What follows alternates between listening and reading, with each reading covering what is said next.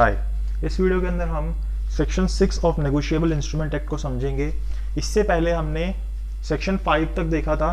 Section 4 और 5 और इसका इंट्रोडक्शन देखा था कि बिल ऑफ एक्सचेंज क्या होता है, प्रॉमिसरी नोट क्या होता है, इसका इंट्रोडक्शन देखा था, जिससे कि हमें समझ आया था कि नेगोशिएबल इंस्ट्रूमेंट एक्ट का बेस क्या है और जो हमारी मेन टर्म्स है जिससे नेगोशिएबल इंस्ट्रूमेंट एक्ट डील करता है, bill of exchange, promissory note और चेक।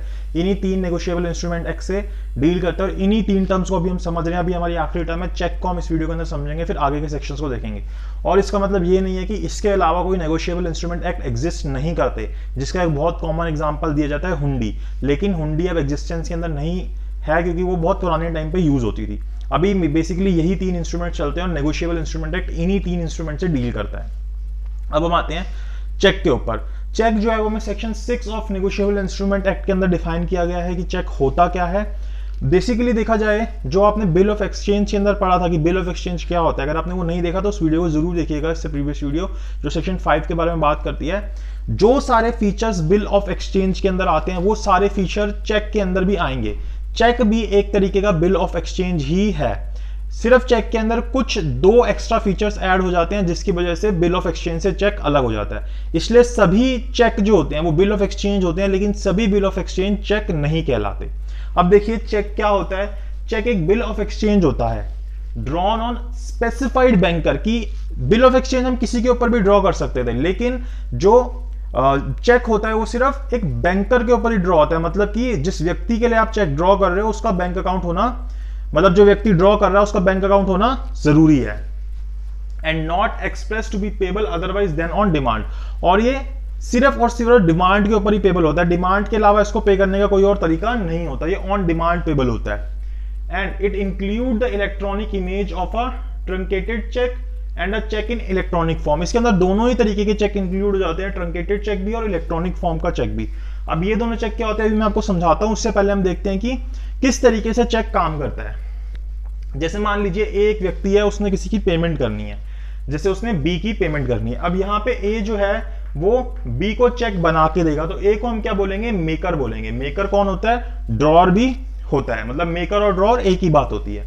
तो ए कौन है, यहाँ पे ड्रॉर है। उसने क्या किया, बी को यहाँ पे चेक बना के दिया कि भाई इसकी पेमेंट ले ले, इस चेक से पेमेंट ले ले। तो बी कौन है, जिसको पेमेंट मिलनी है इसकी, वो क्या बन गया, पेई बन गया।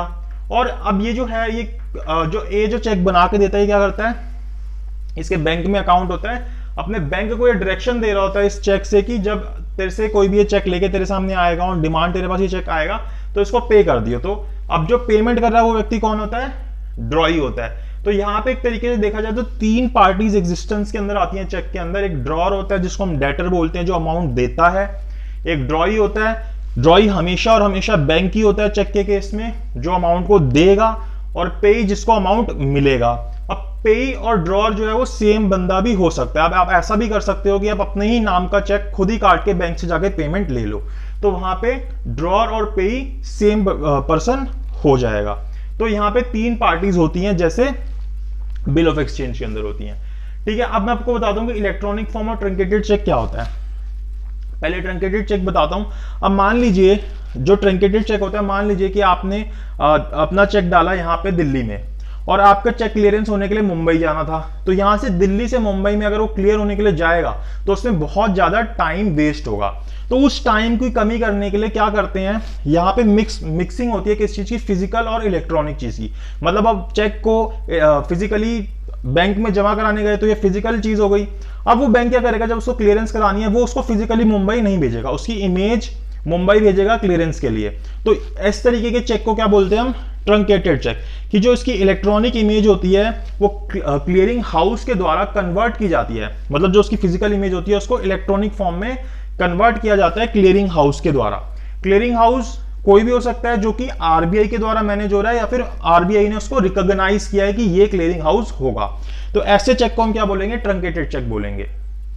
उसके अलावा जो दूसरा चेक यहाँ चेक की डेफिनेशन में इंक्लूड होता है वो होता है इलेक्ट्रॉनिक फॉर्म का चेक। इलेक्ट्रॉनिक फॉर्म में के चेक में क्या होता है कि ये एक एग्जैक्ट मिरर इमेज होती है पेपर चेक की। जैसा आपको दिखने में पेपर चेक दिखेगा उसी की तरह सेम इसकी मिरर इमेज होगी इलेक्ट्रॉनिक फॉर्म के अंदर। लेकिन इसके ऊपर आप पेन से नहीं लिखोगे या इंक से नहीं लिखोगे, इसके अंदर ये जनरेटेड, साइंड और रिटर्न तीनों ही चीजें क्या जनरेटेड, साइंड और रिटर्न कैसे होगी, डिजिटल सिग्नेचर से होगी और एसिमेट्रिक क्रिप्टो सिस्टम इसके अंदर यूज होगा।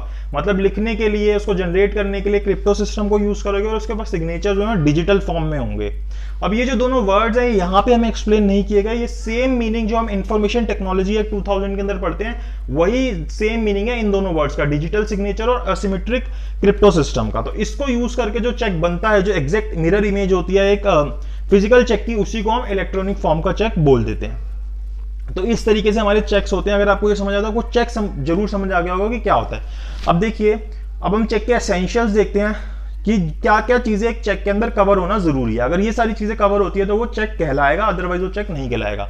सबसे पहले तो जो आपने सेक्शन 5 पढ़ा था, जिसके अंदर बिल ऑफ एक्सचेंज पढ़ा था कि बिल ऑफ एक्सचेंज क्या होता है, उसके क्या एसेंशियल्स होते हैं, जो हमने लास्ट वीडियो में भी देखा था। तो वो सारी चीजें तो एक चेक के अंदर आना जरूरी ही है, उसके बिना एक चेक नहीं कहलाएगा। तो जितने भी एसेंशियल्स है बिल ऑफ एक्सचेंज के, वो सारे चेक के अंदर भी आएंगे। इसके अलावा कि ये क्या होता है, एक बैंक के ऊपर ड्रॉन होता है। ड्रॉई कौन बनता है, यहाँ पे बैंक बनता है और बैंक के ऊपर ये ड्रॉ होता है।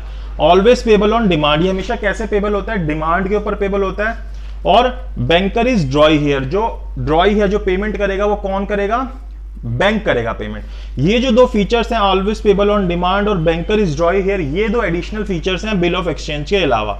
इन्हीं एडिशनल फीचर्स के कारण जो बिल ऑफ एक्सचेंज होता है, जो चेक होता है, वो बिल ऑफ एक्सचेंज से अलग हो जाता है। तो ये सारी चीजें, इसलिए हम कहते हैं कि सभी चेक जो होते हैं वो बिल ऑफ एक्सचेंज होते हैं, लेकिन सभी बिल ऑफ एक्सचेंज चेक नहीं कहलाते। क्यों? क्योंकि इन बिल ऑफ एक्सचेंज के अंदर ये दोनों जो फीचर्स होते हैं, ये दोनों जो एसेंशियल्स होते हैं, वो पूरे नहीं हो रहे होते। तो आई होप आपको समझ आया होगा कि चेक क्या होता है। अगर आपको वीडियो अच्छी लगी हो तो उसको लाइक कीजिएगा, शेयर कीजिएगा और चैनल को सब्सक्राइब जरूर कीजिएगा।